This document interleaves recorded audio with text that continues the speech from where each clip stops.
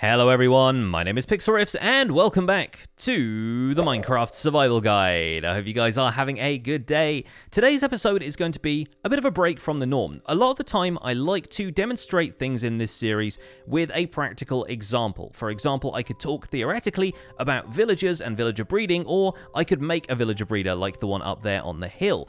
Today, I don't really have a practical example for how to put some of this stuff into practice, but I thought we would spend a bit of time going over some theoretical stuff about minecarts and Minecart Rails, because I get a lot of people asking me about how to use certain types of rails like Detector Rails and Activator Rails, explaining how certain things work with minecarts and Minecart Rails in general. And I also get this a lot about redstone components like redstone comparators, so I thought it might be kind of useful for people to go over these in theory, even if I don't have a practical use for them right this second. This is also going to be a week that is themed around mines and minecarts, and I plan on doing some projects with minecarts later in the week, but today I felt like we should probably go over the basics and have a video where all of the information is contained in one place. So even though we have used minecarts and Minecart Rails and all different types of minecarts extensively throughout the rest of this series, this could be an episode you could come to if you want a bit of a refresher, if you want to know exactly how these things operate and work from a theoretical point of view. So we are going to spend a little bit of time crafting up some of the ingredients that we'll need for today. We'll need minecarts, rails of all kinds, and the different types of minecarts and that kind of thing. And then we're going to get into a little bit of a test out here in this nice open testing area. We'll even go over some of the hidden mechanics that these components have, and then you'll be primed to use minecarts to the best of your ability, and we can carry on with the rest of the stuff we're going to do the rest of the week. So to start off with, we're going to take a look at the basics, how to craft minecarts and Minecart Rail. The humble minecart is crafted using 5 iron ingots, basically in an upside down helmet shape, like so, a U shape, but without the top corners there, and that's going to get us 1 minecart. You'll be probably making a lot of minecarts throughout your time in Minecraft if you plan on doing technical stuff with them, so you'll probably want to have a reliable source of iron. If not an iron farm, then at least a substantial mining operation that's got you a fair amount of iron ore. The rest of this comes from the iron farm though, because the iron farm is definitely worth it.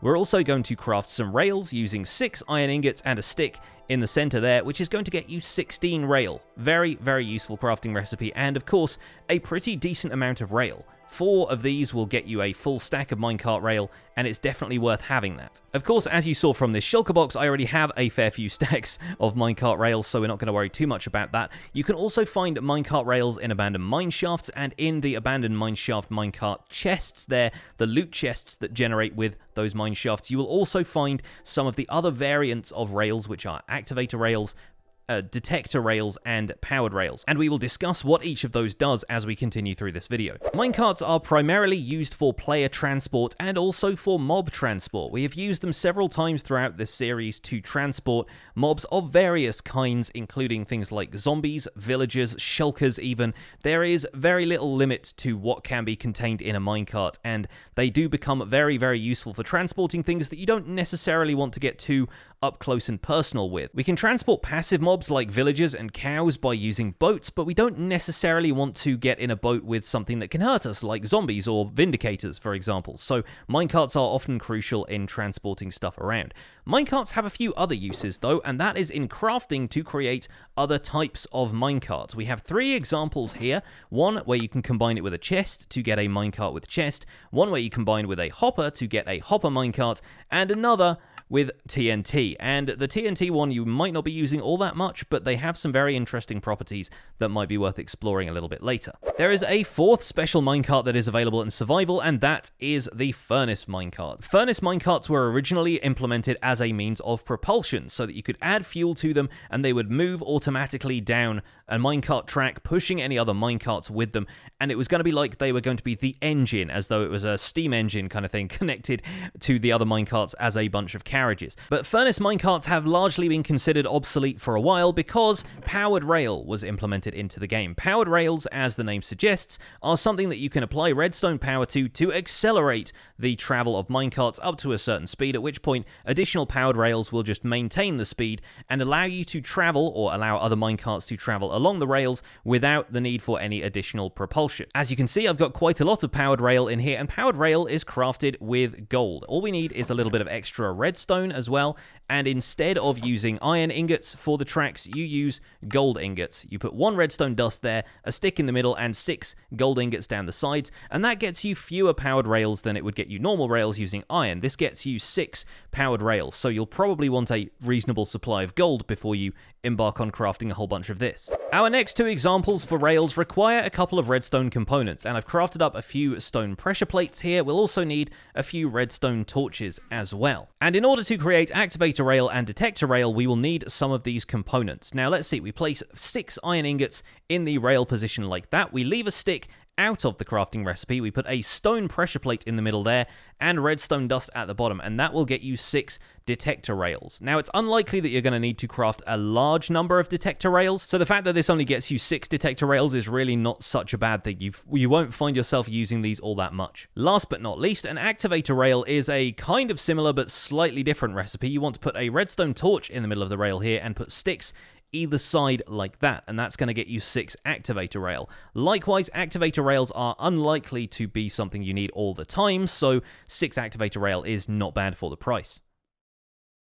Back out here in our testing ground, I can show you a little bit about how these are going to work. First of all, I will point out that you cannot place minecarts anywhere other than a rail. It is possible for them to exist outside of rails, but when you want to place one, you will need to place one of the 4 types of rail in order to put the minecart into the world in the first place. You can push it off, like so, at which point we can remove the rail and it will still roll around when pushed by a player or another entity, but largely speaking, it's not really going to roll around as much as it would if it's on rails. They can be pushed back onto rails though, which makes it nice and easy to just snap a minecart onto a rail and push it towards its destination. When you place a minecart out in the world, you can break it again by attacking it with your hands or with any tool, and once you've done that a couple of times, it will break down into its components. So if we had a furnace minecart there, that is now broken down into a furnace and a minecart, and we could craft it back into a minecart with furnace once again, but I don't really want to do that because, as I mentioned, furnace minecarts are a bit rubbish. So instead what I'm going to do is place the minecart back in the world, get in it, and go forward by holding the forward button, which,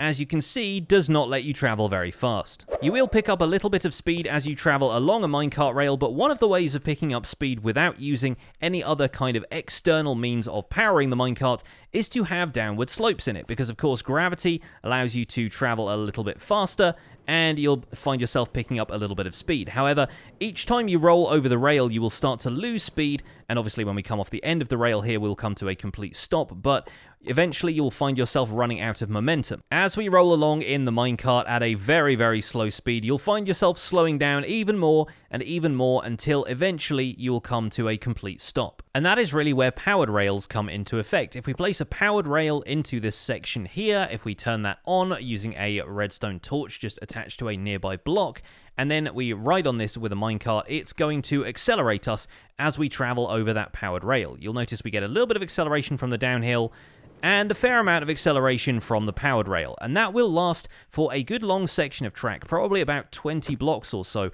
before you need to hit another powered rail or the minecart will start slowing down. Before we move any further, it's worth noting that regular minecart rail, without any of the additional redstone components in it, is the only type of track which can curve around corners. If we try and do something like this with a powered rail, a detector rail, or an activator rail, you will find that none of them are able to turn corners. They always attach straight to the rest of the rails. And for example here, we would need to have a curve like so made out of regular rail in order to connect this up as a continuous piece of track. And curved sections of track create some interesting behavior that's worth noting here while we're talking about some of the basics of Minecraft travel. If I have a curved section of track here, anytime I enter it from this side or this side, any of the sections which are connected by this curve, the minecart is going to follow that curve around. So I'm going to travel along this way. If I end up traveling along here, I'm going to curve around to the right and end up on this section. When I come from this side though, where the minecart rail does not appear to be connected and has a curve in the bend here, I am going to travel straight across this and end up coming out the other side. The minecart does a bit of a wobble in the middle, but it stays true to the direction I was traveling in the first place. Applying redstone power to a curved section of track, whether it comes from immediately next to the track itself or whether it powers the block the curve is sitting on, will actually enable you to switch the direction of the curve, which can be useful in some situations and can even be automated to have rail lines take you to completely different places. However, it is possible to create some four-way intersections intersections like this, for example, where we don't have a curve in the track at all, by building a straight track across here and a track kind of intersecting it, which does not have a four-way interchange here. We're going to place the minecart here, and of course, when entering this connected track from either side, we're just going to be able to coast straight across and come out the other side. But when entering it from either of these two sides, something a little bit different happens, and this is what is called the southeast rule of minecart behavior. If we enter the track from this side, we're actually going to end up finding ourselves on the connected track here and traveling in a southward direction. We'll demonstrate it now. This is the south-facing direction. If I get in the minecart here and push myself onto the track, as you can see, we end up traveling southward. And that isn't just to do with the direction I'm facing either. If I enter the track from this side and end up going this way, I still find myself traveling southward. And this track here goes north-south, but if I create another intersection here where the main section of rail, the connected section of rail, goes east-west, we're going to find ourselves traveling east if we end up on this section of the track. Let's take a quick look at that in action. Yep, there we go, we ended up traveling east. So that is the southeast rule of minecart behavior. Whenever they enter an intersection where there is not an obvious curve to the track, they will end up preferring to travel south or east. We talked a little bit about the minecart's speed and needing powered rail in order to travel, but that actually varies depending on whether the minecart has a passenger or not. Let's take a look at a quick example here. So if I place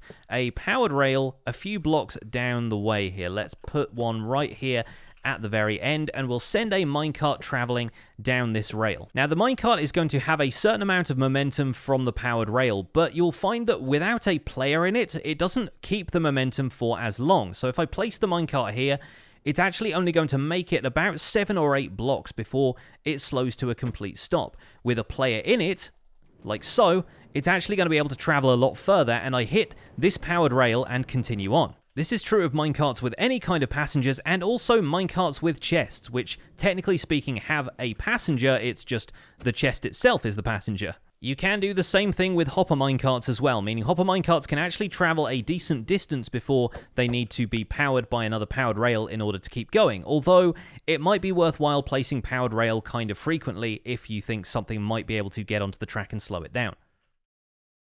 The basic functionality of hopper minecarts and chest minecarts is something you're probably familiar with already, and we've been over it several times in the series before, but I'll cover it again here just so that we understand. So a chest minecart acts just as a movable chest. You can place items in it. It can output to a hopper if it is if it's running over a rail that the hopper is on. For example, if I put a hopper down here, have the rail run over the top of it like that, items will start to drain out of the chest minecart, even if it's just slightly intersecting with the hopper, and even, in fact, if the rail isn't present at all, as long as it's over the top of the hopper, it will still continue to drain items out into the hopper like so. And a hopper minecart acts like a movable hopper, but there are a few things that distinguish it from a hopper. The first is the speed at which it picks things up, because whatever I'm able to throw at it here, it will pick it all up pretty much instantaneously. The speed at which hopper minecarts pull items into themselves is very, very cool, and one of the other things we can do is place a solid block over the top here and throw items down on top of that, and those will be picked up by the hopper minecart through the block itself, as long as it is resting on a rail. If we take the rail away, you will find that it is no longer able to do that as reliably. The hitbox of the hopper minecart doesn't quite intersect with the block above, although I don't think it's really a whole lot to do with the hitbox and more to do with just the position of this entity in comparison to the block above it. But if you have it resting on a rail, or if it's, moving around on a rail underneath a pad of blocks, you'll find that items get picked up through it nice and easily. And full stacks of items can get thrown into a hopper minecart in much the same way as they end up in a hopper, but if you put items in a chest above it and have a hopper minecart pull items out of that inventory, it will pull them at a much faster rate than a hopper does. Unfortunately, the transfer rate out of the hopper minecart is dependent on the hopper that's transferring it out rather than the hopper minecart itself. So as you will see when we take this away, the hopper only transfers them at a normal speed. It's down to the hopper to pull items out instead of the hopper minecart pushing the items out. Nonetheless, if you want a really quick item pickup, the hopper minecart is indispensable for that kind of thing. It is super,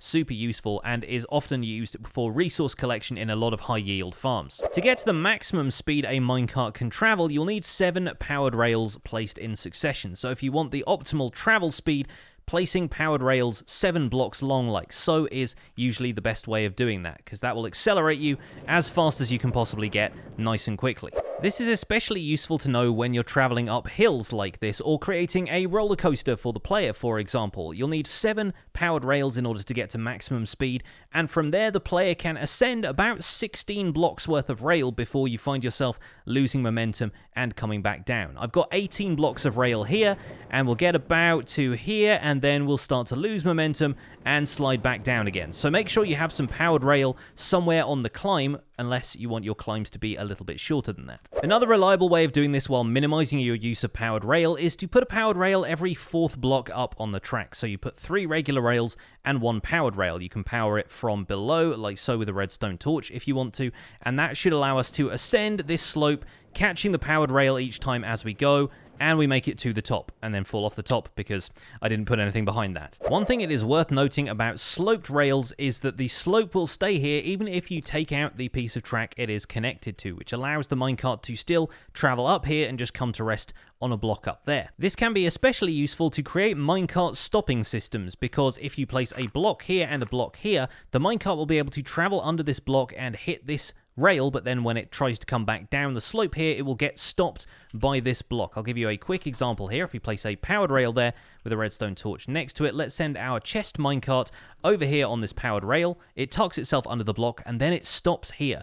And if that's on top of a hopper or something like that, that will allow this chest to drain its contents into the hopper. You'll find that this gets used a lot in minecart loading and unloading stations. I've got a hopper with a few items in it here. If I push the minecart chest in there, it gets stuck on that block, and the hopper is slowly transferring the contents into the chest minecart.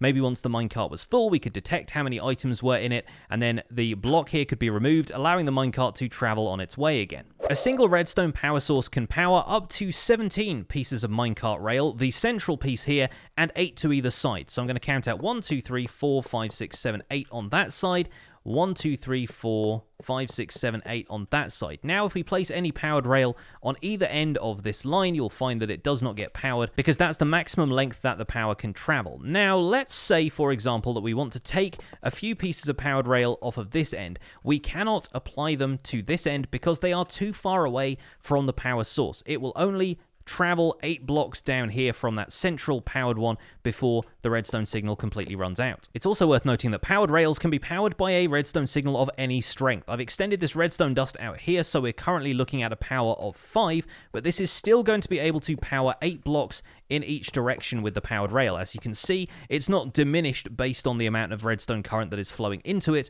We are getting the full length of the track here. Now let's take a look at what powered rail does when it is not powered by something. I'm going to stick a couple of them here, but we shouldn't really need that many, because when a minecart is pushed over an unpowered rail, it actually acts like a brake, and it will force the minecart to stop on that block. As you can see, it managed to roll a little way off onto the next block, but it is still pretty firmly stuck on this powered rail here until it receives power, at which point, with a little bit of momentum in one direction or the other, the minecart can continue on its journey. So if you want to have a minecart come to an abrupt stop, somewhere like a station, for example, you just need to place down a piece of unpowered powered rail, and you could easily have a button nearby that you could press to briefly power the rail, send the minecart on its way, and then allow you to continue traveling. Before we get into Detector Rail and Activator Rail, I'll also briefly point out that while a piece of track can be sloped or curved, it cannot be both. Say, for example, we wanted to have a minecart traveling here, down a slope, and then curving onto this block here.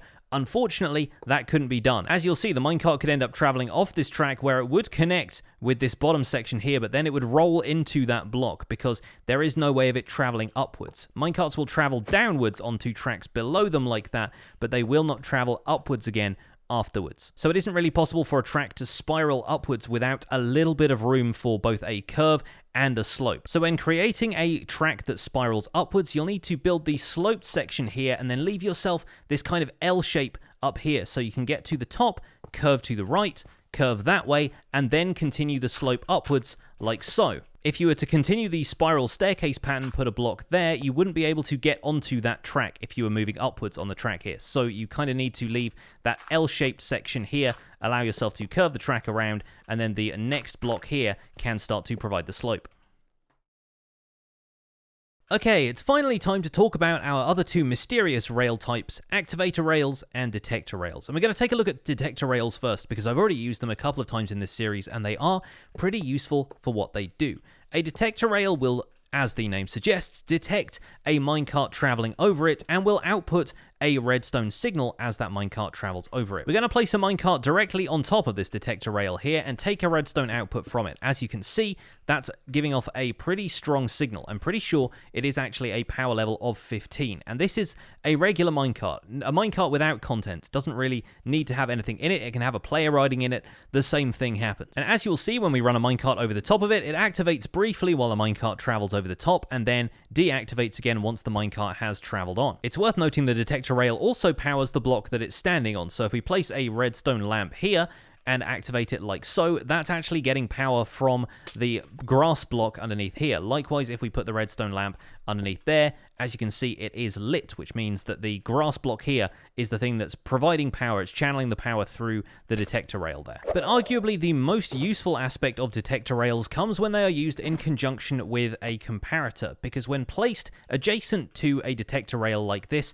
a comparator will give off a signal not when the minecart is sat on the detector rail, although the detector rail is still giving off redstone signal from other directions. Instead, the comparator will detect how full a hopper minecart or chest minecart resting on top of the detector rail is. Right now, it's completely empty, and as you can see, the comparator here is not giving off any signal whatsoever. If we now fill that with a few items, let's use unstackable items like the shulker box and a couple of minecarts for the strongest signal, you will see that this is now outputting a signal proportional to the amount of stuff that's in the hopper minecart. Because we have 4 unstackable items here, it's outputting 4/5 power, or 12 redstone power right now. If we manage to fill that up with another stack of something, that's now outputting the strongest amount of redstone power it can, because the minecart with the hopper is full. In this brief example here, I've created a circuit where every time the hopper passes over this detector rail, its contents are detected, and that powers this section of powered rail here. Once the hopper minecart has passed over this hopper a couple of times, it's going to deposit its contents into the hopper. They'll end up in this chest,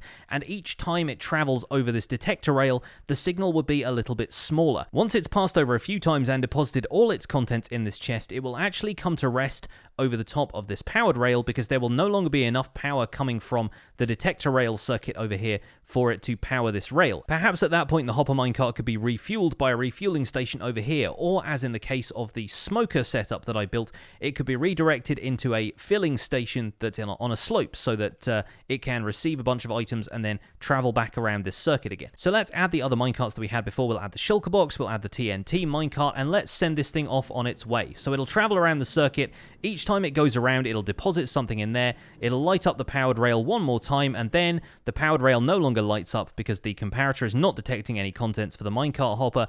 Everything is here in this chest, and the hopper minecart stops on this piece of powered rail here. It's also worth noting that the comparator can still detect the contents of a hopper minecart or a chest minecart through a solid block, which allows you to be a little bit more discreet with your placement of the rest of the stuff in this redstone circuit. So that's detector rails. Now let's take a look at activator rails, which have a few really interesting, quite unique uses, which don't come up all that often, but they can be very, very useful in some circumstances. Now, for a start, you'll notice that the activator rail here is not being powered by the redstone torch that is activating this section of powered rail. It requires its own individual power source in order to be activated, and you'll find that a lot of the uses of activator rail require it to be powered in the first place. Let's ride the minecart on top of here, and let's see what happens when we ride over the activator rail.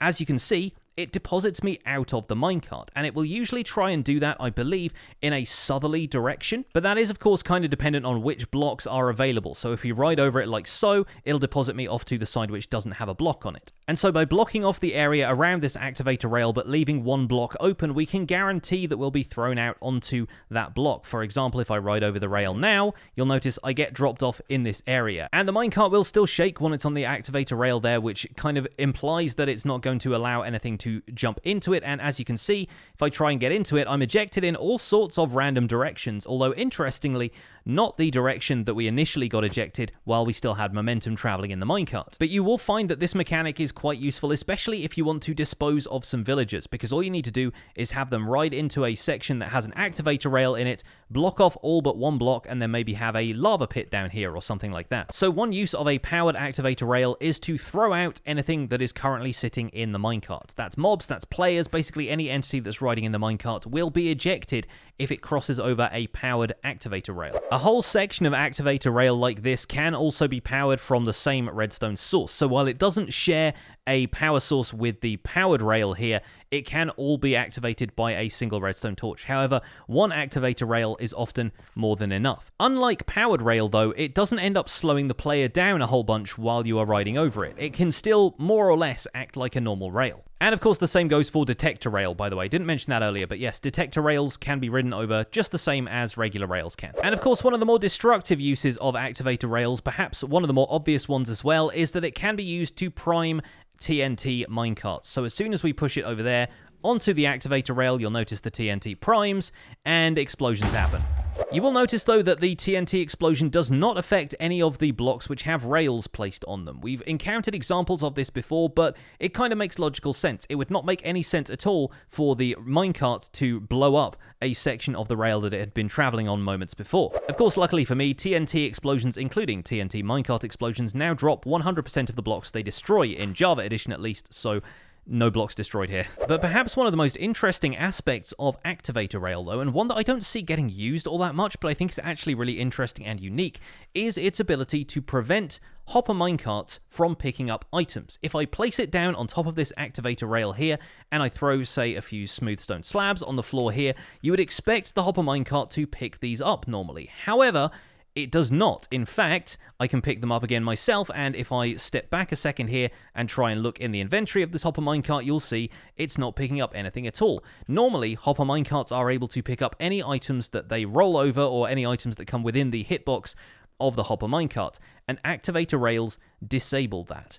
And the only way to re-enable it is to have it travel over an inactive activator rail. So now, for example, once I've rolled it over that inactive activator rail, if I throw the items on the ground here, they're all getting picked up by the hopper minecart, and quite quickly too. If I roll it back this way, if I roll it over the active activator rail and attempt to throw those in again, none of them get picked up. So this is actually a kind of interesting functionality. Let's create a little example here that we can use to test this out. So let's have an activator rail here underneath this chest from which the hopper minecart is going to be pulling all of its items. And let's create a little circuit around the outside here so that each time the hopper minecart passes over this hopper, it's going to be depositing items that will end up in this chest. Let's set up a comparator detecting the contents of this hopper, and as soon as the hopper starts to become full, it will output a redstone signal. Let's boost that with this repeater, have that travel into this block here, powering the block and powering the activator rail, which will enable the activator rail and disable